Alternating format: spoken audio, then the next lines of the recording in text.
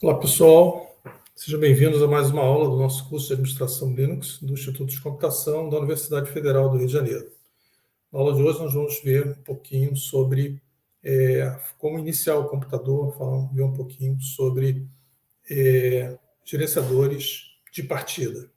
Ok? Bom, quando você está iniciando o computador, ele tem que, basicamente, se virar para iniciar o seu funcionamento, já que ele não tem os drivers instalados, ele tem uma série de limitações para fazer essa carga inicial, esse funcionamento inicial. O ponto de partida é uma memória flash, está gravada lá dentro do hardware do teu computador, que ela tem um programinha que é executado quando você liga. Tá? Esse processo todo de iniciar o computador é chamado de bootstrapping. A analogia é com bootstrap é um pequeno pedaço de couro, de pano que você utiliza para forçar, ajudar você a calçar uma bota. Então, esse processo de iniciar o computador também é chamado de bootstrapping em inglês. Nessa fase inicial, você não tem as facilidades do sistema operacional, então é mais difícil para o computador começar o seu funcionamento. A gente vai tentar explicar um pouquinho para vocês como é que isso acontece. Há basicamente dois procedimentos iniciais possíveis, né, dependendo do tipo de firmware, do programa que está carregado nessa memória flash. Um deles é o BIOS, tá, e o outro é o GPT.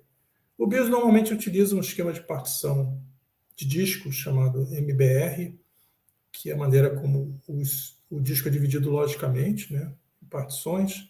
E o outro, o EFI, utiliza o esquema de partição chamado GPT. A gente vai falar melhor sobre esses dois tipos daqui a pouquinho. Tá? Mas, basicamente, o BIOS MBR é um esquema legado, mais antigo, mas que ainda é utilizado em alguns computadores, e o EFI e o GPT é um esquema mais moderno. A gente vai procurar falar um pouquinho dos dois para vocês. Tá? Antes de tudo, a gente vai falar um pouquinho sobre o processo de você iniciar a execução do sistema operacional. Então, primeiro você executa a BIOS, o programinha que está no firmware da BIOS UEFI, e esse programinha vai carregar o primeiro estado de gerenciador de partida, que pode estar no MBR, que é o primeiro setor do disco, no caso do esquema da BIOS MBR, ou uma partição, no caso do GPT, e finalmente você carrega o segundo estágio, que é aquela interface que aparece para você perguntando qual sistema operacional você quer carregar, qual a versão do kernel que você quer carregar. Depois que você escolher o que você quer carregar, o kernel, o núcleo do sistema operacional carregado, ele vai fazer uma série de configurações iniciais na sua máquina, e o primeiro programa que é iniciado, no caso do Linux, é o init. E aí esse init dá origem a todos os outros processos que existem no teu sistema operacional.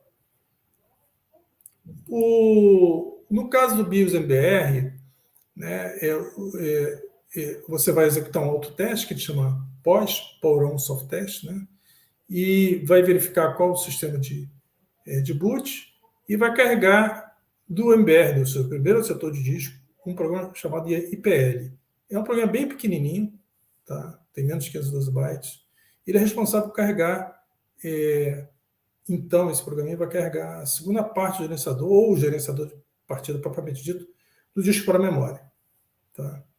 E depois que o gerenciador de partida entra, ele vai dar a opção de você escolher qual sistema operacional de fato você quer carregar, qual a versão de kernel que você quer carregar. Então, o gerenciador de partida ele carrega o núcleo, o sistema operacional, e depois o núcleo transfere o controle para o sistema operacional que você carregou. Tá? Mas vamos ver um pouquinho melhor como funciona esse gerenciador de partida. Tá? Depois que o núcleo é carregado no sistema operacional, né, ele vai configurar os dispositivos de entrada e saída, carregar seus drivers, executar o programa init, como a gente falou, e vai executar os scripts iniciais de configuração do sistema operacional. Vai entrar no modo multiusuário, normalmente, sem a parte gráfica primeiro, e depois, então, que a parte gráfica é acionada. O gerenciador de partida, né, também chamado de bootloader, é o programa que é responsável por carregar o kernel do sistema operacional para dar origem a todo esse processo.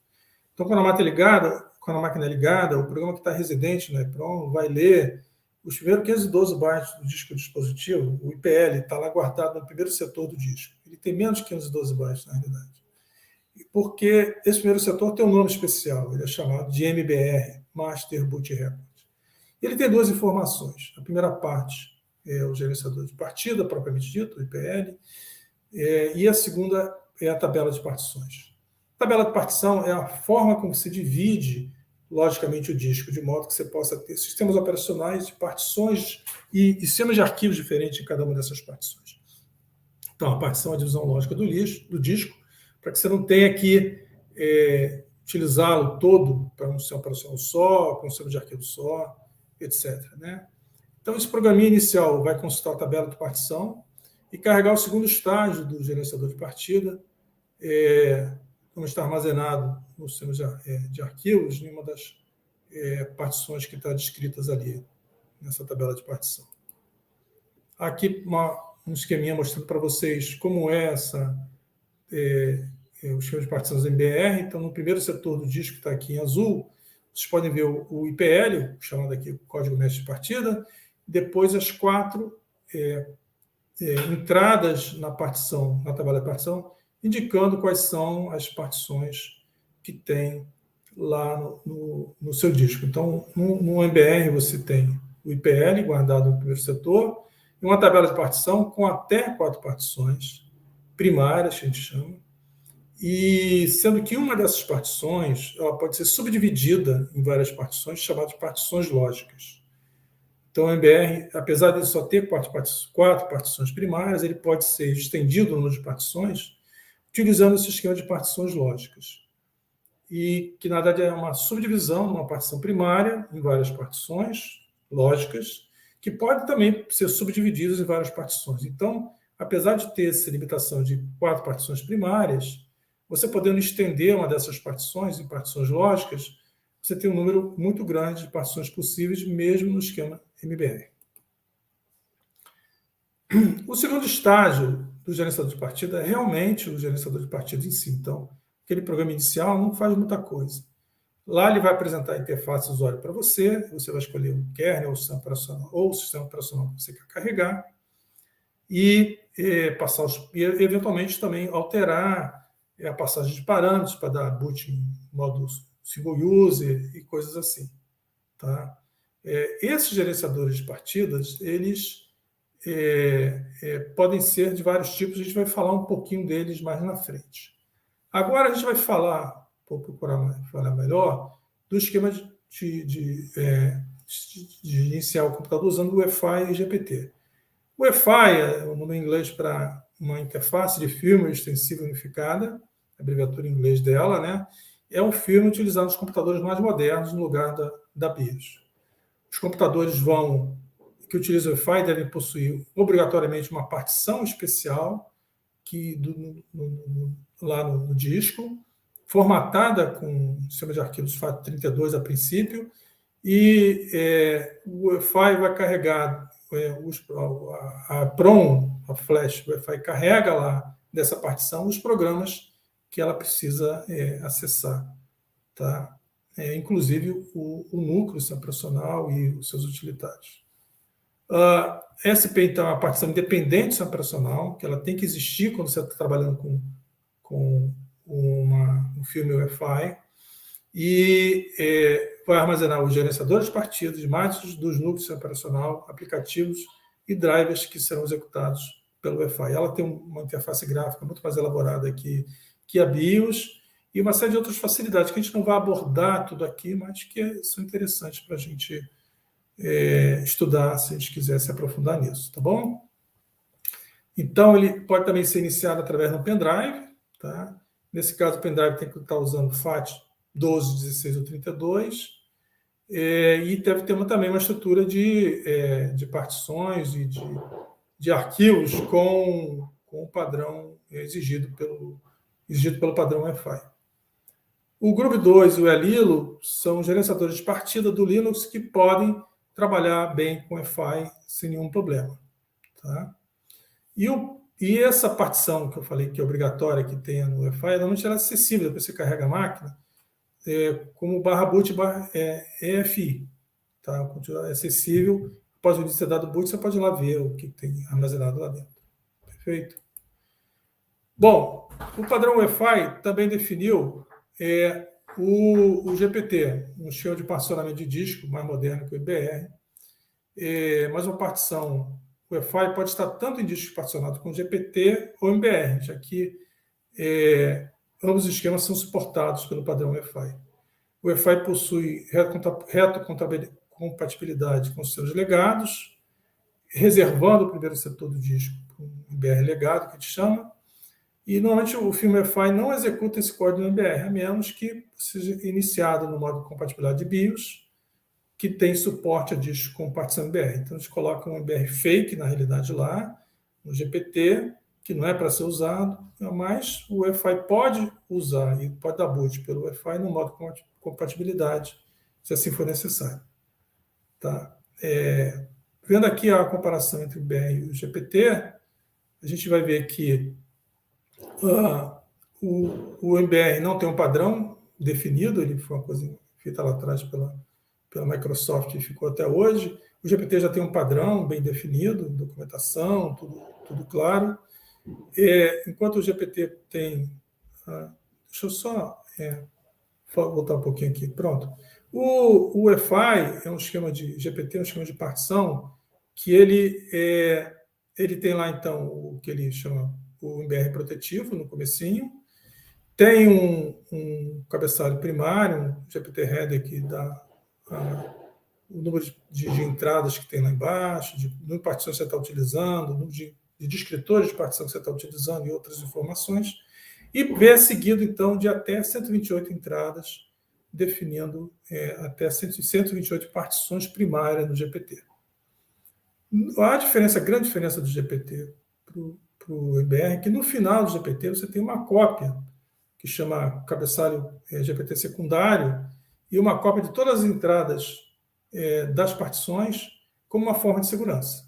Tá bom? Então, ele tem outros dispositivos que a gente vai ver, e normalmente ele é mais moderno e tem muito mais opções do que o MBR.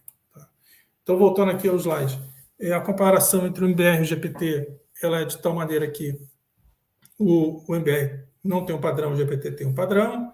Você pode ter 4 partições primárias no MBR e até 128 no GPT. O tamanho máximo de partição do MBR é de ser 2 terabytes apenas, e o tamanho máximo de partição do GPT de 8 zettabytes. O MBR não tem nenhuma cópia da tabela de partição, o GPT tem uma cópia no final do disco, né? O GPT também tem um CRC32 para verificar a integridade dessa informação. O MBR não tem. O nome da partição não é armazenado no MBR. Já no GPT você tem um UID de até único e o nome da partição com até 36 caracteres. Tá? O suporte para vários boot de várias separações. No MBR é possível fazer isso, mas no GPT ele é melhor, mas bem realizado. Em termos de gerenciadores de partida, né, para o Linux, né, a gente tem 2 gerenciadores básicos, o Lilo e o Groove. O Lilo é o gerenciador legado, mais antigo, e o Groove é o gerenciador mais moderno. Então, a gente vai falar um pouquinho desses gerenciadores. Né.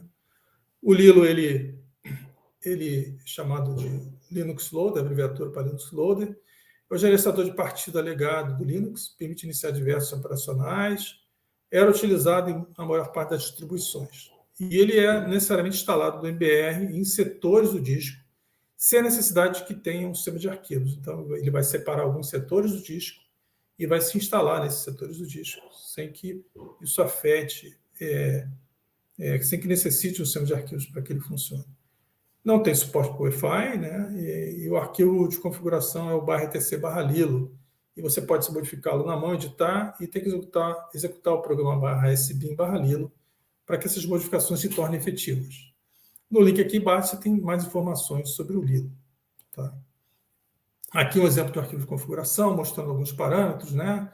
Os nomes dos arquivos, o tempo que você espera até você escolher um sistema de arquivo, então dá um boot no sistema operacional default, e assim por diante. Tá? Não vou também entrar em detalhes aqui, mas é um arquivo de configuração, um arquivo de texto, você pode ir lá editar, modificar ao seu gosto, depois fazer isso ser carregado lá nos setores lá do disco para ser utilizado no boot. Tem algumas mensagens iniciais do Lilo que são utilizadas para informar para o usuário o que está acontecendo. Você pode dar uma olhadinha aqui depois nos slides que vão estar disponíveis os detalhes, né? Mas, basicamente, quando dá tudo certo, escreve Lilo. Se parou antes, é porque deu alguma encrenca e tem os vários códigos disponíveis aí e para você saber, por curiosidade, saber o que aconteceu. Então, isso não é muito prático na realidade. O outro gerenciador de partida utilizado no Linux é o Grub, abreviatura de Grande Unified Boot. Substitui o gerenciador legado Lilo. A configuração ela é um pouquinho diferente, né? Ela permite iniciar diversos operacionais instalados no mesmo disco, com mais facilidade do que o Lilo. A primeira parte normalmente vai estar no MBR e a segunda parte vai ter necessariamente uma partição dentro do Linux. Você tem uma partição separada para guardar o arquivo de configuração, as informações do grupo. Tá? A versão 1.0 não tem suporte para o Wi-Fi, mas a versão 2 tem. Maiores detalhes sobre o grupo está nesse link abaixo, que você pode encontrar aí também nos slides. É um arquivo de configuração que é utilizado no grupo.conf, também editável, mas o funcionamento dele é um pouquinho diferente do Lilo.conf. Tá? Comparando aqui o Lilo com o Grub, né? O Lilo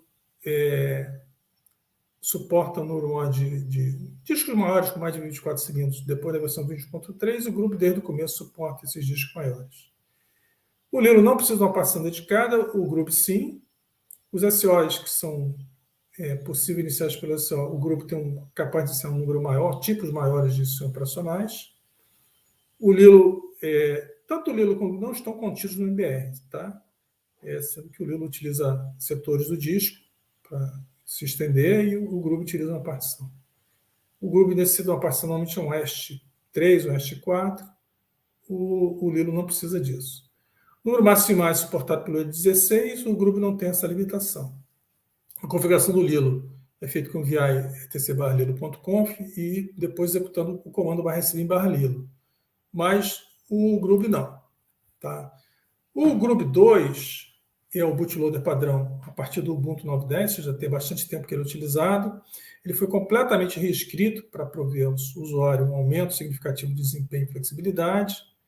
Ele tem suporte para o padrão UEFI e o comando Grub2 install-v vai mostrar a versão que você está usando. Se for 1.98 adiante, é a versão 2. Se for 0.97, alguma coisa perto disso, é a versão 1. O padrão do Grub2, então, é não mostrar o menu e fazer o boot direto, e você tem que apertar a tecla Shift para apertar o menu, ou a tecla ESC, no caso do Grub, a versão do Grub. Não tem um arquivo, o Grub2 não tem um arquivo menu.lst, mas sim um arquivo /boot/grub CFG que a gente mostrou para vocês. Ele é reescrito, esse arquivo, automaticamente, toda vez que entra a atualização de kernel, ou o usuário executar o comando, né? grubmkconfig-o, então se grubmkconfig ele examina o teu disco, descobre as partições que tem sistema operacional, os sistemas operacionais instalados nela, e gera o /boot/grub automaticamente para você. Tá? A configuração de outros parâmetros do grupo 2 é feita no diretório, no arquivo /tc/default/grub, ou nos scripts que estão no diretório /tc/grubd. A gente não vai detalhar isso para vocês, não. Tá? A lista de kernel gerada automaticamente, que eu já falei, né? A partir do diretório /boot, e também a busca automaticamente de todos os sistemas operacionais, como Windows, etc.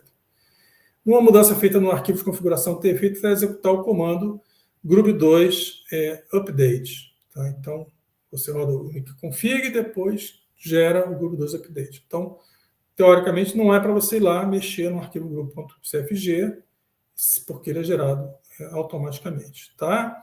E depois que ele for alterado, atualizado, você tem que executar o comando grub2 update para que isso se reflita no filme instalado, no programa instalado no disco, para ser executado no próximo boot. Tá? Se der algum probleminha com o seu Grub, você pode usar o programa Boot Repair, que ele pode ser... Você pode dar um boot com um disquinho, um pendrive que já vem configurado só com o boot repair, e aí reparar o boot repair a partir dele, ou então dar um boot numa instalação, num Ubuntu, um Live Ubuntu, baixar o boot repair do repositório dele e executar. Tá? Mais detalhes sobre como você usar o boot repair para, eventualmente, reparar e salvar a sua instalação pode ser vistas aí também no link abaixo. Bom, eu tinha...